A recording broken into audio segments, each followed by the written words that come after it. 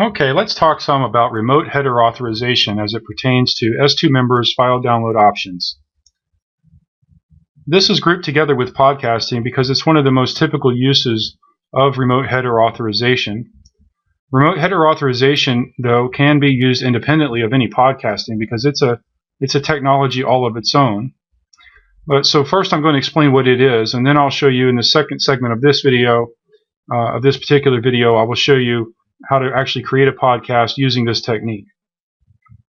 So remote header authorization is pretty much exactly what it states. It's a way for a customer, a user, or a member of your site to be authorized for access to a file through their username and password, but without actually coming to your website. Okay, it's actually, you could even access a file with your username and password from within an external application, even from a remote location, maybe not even in a web browser, as long as you're within a software application that supports remote header authorization. And iTunes is one example of that. It supports remote header authorization. Many applications do. In fact, it's one of the oldest forms of security protection on the internet. So here's how you enable it, and then rather than just continue to describe it, I'm just going to show you. This is how you enable it. You just take this and put this on the end of any link that you generate to a file. And S2 member file remote equals yes. That enables S2 members remote header authorization. All right, so for example, if I come back up here to that example link in the basic download options or restrictions section, you'll see that I have the link and it's S2 member file download equals example file.zip. And then I would have and S2 member file remote equals yes, just like you see right here in the example. Another way to accomplish it even easier, and this is another reason why I recommend learning how to use the shortcode, is here we just specify remote equals yes, and this is just easier, it's shorter. So let's go ahead and take this. I'm going to copy it, and I've already prepared a page where we can test this. Let's edit this test page. And here you can see I have that same shortcode, and I've created a clickable link using this shortcode. Okay, so the shortcode is actually the hyperlink reference value. Okay, and I'm going to log out of the site now. And let's go back to that page, the test page that has that link on it. Okay, I'm not logged into the site any longer, and this is a protected file. So normally, when you would click a link to a protected file on your site, S2 member is going to realize, okay, this person does not have access to the file, they're not logged in, it's a protected file, and so because they don't have access, S2 member would redirect you to whichever page on your site you have designated as the membership options page, so that the customer could learn about becoming a member and log in and get access to what they were trying to download. But this is going to behave a little differently when I click this link. Okay, remote header authorization is enabled. Okay, what happens in a web browser is that a web browser will detect that a header authorization is being requested. And so you will get a box very much like this one where it's asking you to enter a username and password. And if you pass authorization here, if they enter the username and password that they have for your website, then they log in, the file download will immediately proceed. Okay, so this is a way, and just to describe here to you how this works, if I don't authorize myself, then I'm denied, just the generic error. I could also take this link, this is why we refer to it as remote. I could take this link address, and let me just close down this website altogether, open up a new tab, and I'll just paste this right into my address bar. Okay, so now I'm not on that test site at all anymore. Okay, and I just go to this URL. Okay, now I'm getting that same remote header authorization box.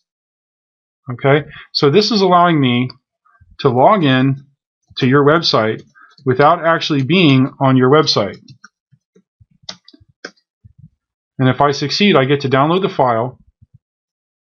The file's been downloaded, and I've never even been to your website. Okay, I just used a link that allowed me to download a file from your website. It required authorization. I entered my username and password, and I was able to download the file. So that can be very useful in certain circumstances.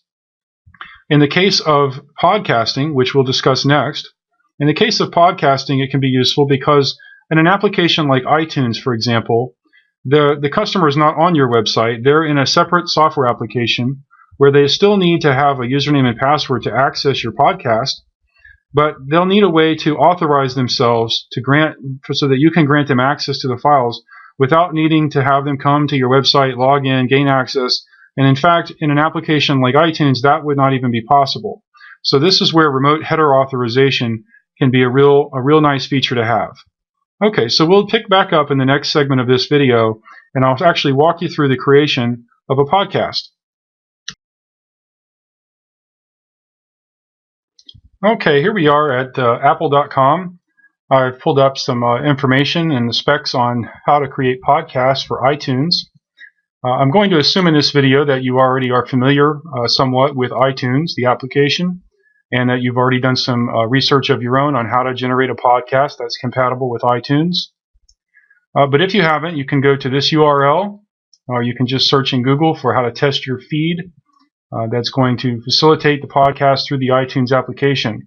So that's where I'm at now. And we can see here it says once you've created your RSS feed and posted it to a server with a publicly addressable URL, you should test your feed to see if it works with iTunes. You can launch iTunes. In the advanced menu, select subscribe to podcast and enter your feed URL in the box and click OK. Okay, so we'll assume that you've gotten that far and you've read through some of this information about the basics of interfacing to iTunes. All right, in this video, I'm going to walk you through the specifics that are required to get this to work with protected audio content with S2 Member. And I'll start by bringing you right here to my FTP application, where I'm at a live website so that we can test the actual feed that I'm going to create in this video. This is jason.websharksinc.net. And I'm going to come right in here to this installation. I'm going to show you, here's my WP content directory. And we'll go into my plugin subdirectory, and I want to go into the S2 Member Files secured folder. We can see that I have an iTunes.xml file, that is my feed. And then I have one testaudio.mp3 file. Okay, so the important points to note here are that your feed, your XML file, and the audio file both need to be protected by S2 Member. The reason for that, the reason that your feed should not be publicly accessible is that in order to protect and authenticate access to the enclosures that are going to be incorporated in this XML file, we first need to have the iTunes authenticate your users or your members to receive the feed itself. That way, future authentication to the MP3 files that occur within iTunes, the iTunes software application, will succeed. So, key here, iTunes.xml, or whatever the name of your XML file is, along with all of your enclosures, should all go inside the S2 Member Files directory.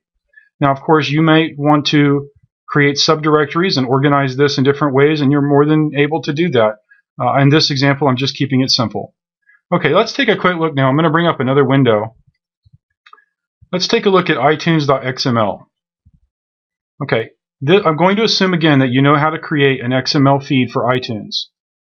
This is a basic structure, and you can find the information on how to formulate this XML file at apple.com. So here's just the basic details up here at the top, and then this is the point. This is the important part that we want to focus on here is this item. I only have one item in my feed in this example. So for clarity, I pulled this item out, and this is the file that you'll need. You'll need all of this in your podcast. But I'm just going to take this out and separate it, this item that goes into the feed, because you might actually have in your feed, you might have multiple items where you have numerous audio files that are distributed with your podcast, all protected by S2 Member. But we're just going to focus on one here so that I can walk you through how this is accomplished.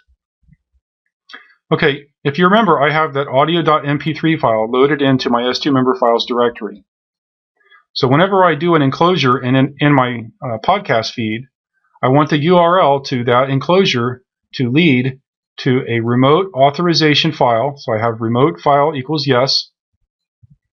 And then I use an ampersand instead of just the and sign. Okay, because this needs to be, you need to have entities encoded here because you're inside of an XML. This is how you handle entities. So instead of just the and sign like this, you need to have the HTML entity for the ampersand. Okay, so we have S2 Member file remote equals yes. S2 Member file inline equals yes. That way the audio file is delivered inline. We don't want a download prompt. We can't even accomplish that within iTunes. So we want the file served inline.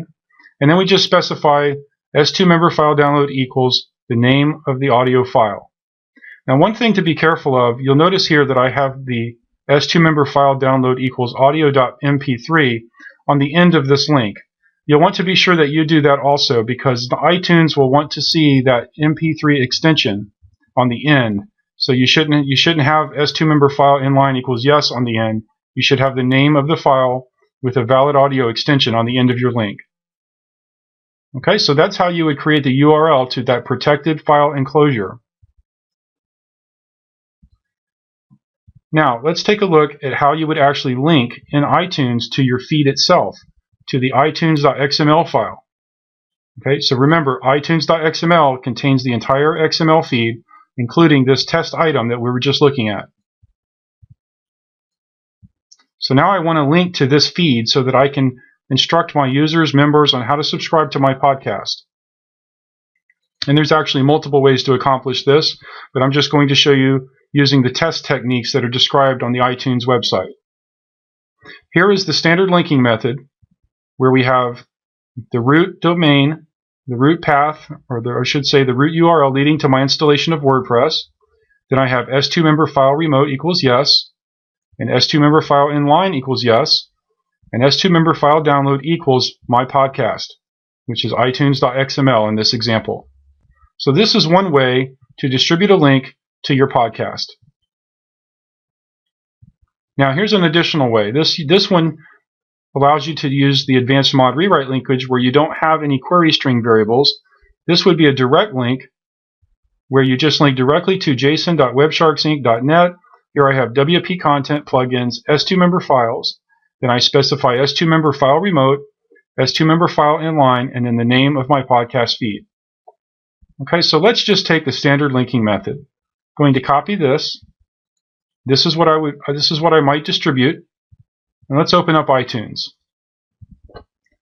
Here at the top, I follow the instructions provided by apple.com. I go to Advanced, Subscribe to Podcast, and I type in, or I can paste in the URL leading to my podcast feed and press OK. Now, if you notice, if you remember from one of the previous segments of this video, that whenever we use remote authorization in a browser, we got a similar prompt here to enter a username and password. This is where remote header authorization in your links that you enclose with your feed come into play. Here, the customer will need to enter the username and password that they have for your website. So I'll just enter my username and password to test this out.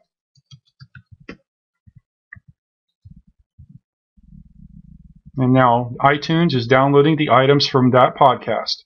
And I only have one, it's just a test. And there it is. That's the iTunes icon that I specified in my feed. And I can click here and it will play the items that are in my feed. Okay, so that's how you create a podcast with iTunes. And using S2 member to safeguard the content so that subscribers to your podcast are required to have a username and password on your website.